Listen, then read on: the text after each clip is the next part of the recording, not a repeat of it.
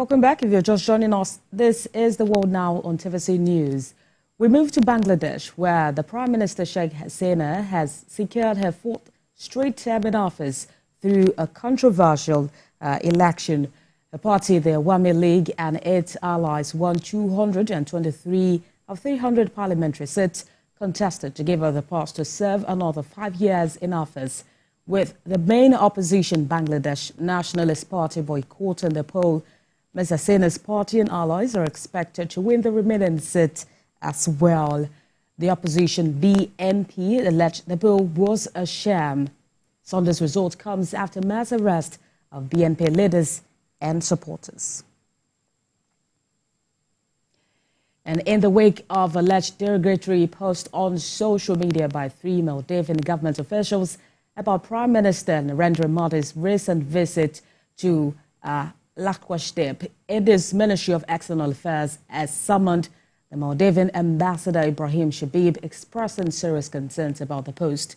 The deputy ministers who have been suspended called Mr. Modi a clown, terrorist, and a puppet of Israel.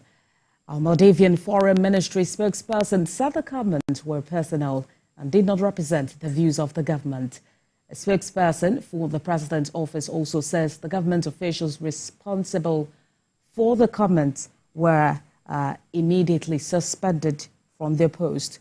There was already tension between India and the island nation after the Maldivian president asked a contingent of about 75 Indian troops to leave his country when he came to power last year.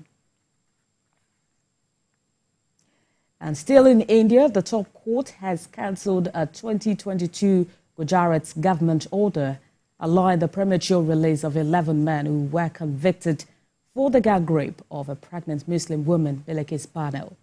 According to the order, the men will have to return to prison in 2 weeks. The convicts, who had also murdered 14 members of Bano's family, were serving life sentences.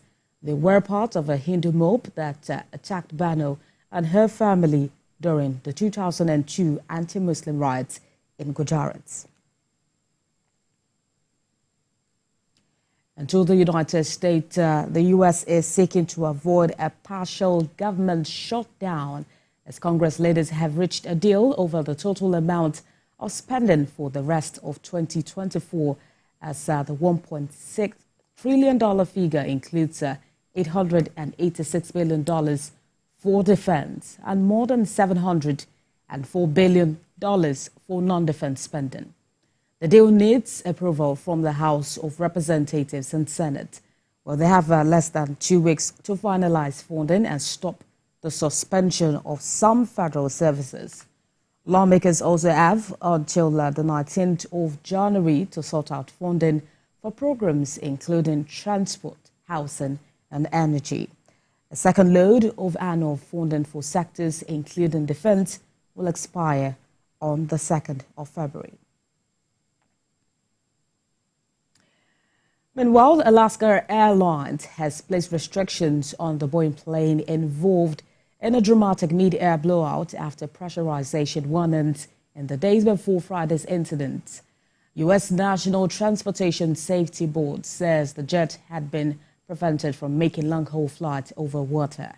The board also says the missing section of plane has now been found in the back garden of a Portland teacher. About 171 planes of the same type of plane have been grounded by the Federal Aviation Administration as safety checks continue. Still in the United States, the first major snowstorm of the season has mostly cleared out and has left several behind. Significant snow in some areas of New York and New Jersey. The overnight system brought snow accumulations as high as a foot for parts of Orange, Ulster, and Sussex counties.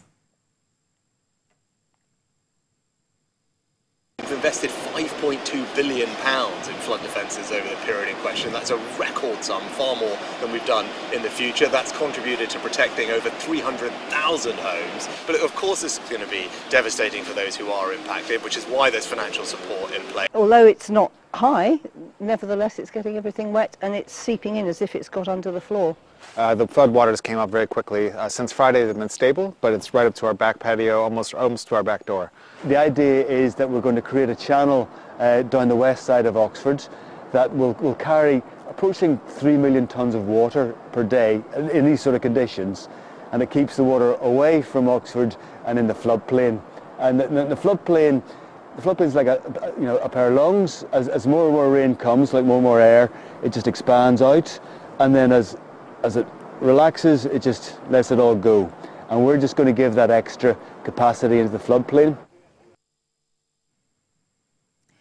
Now let's turn our attention to Japan as government authorities say the death toll from the devastating New Year's Day earthquake has risen up to more than 160. Efforts are continuing to find more than 100 people who are still missing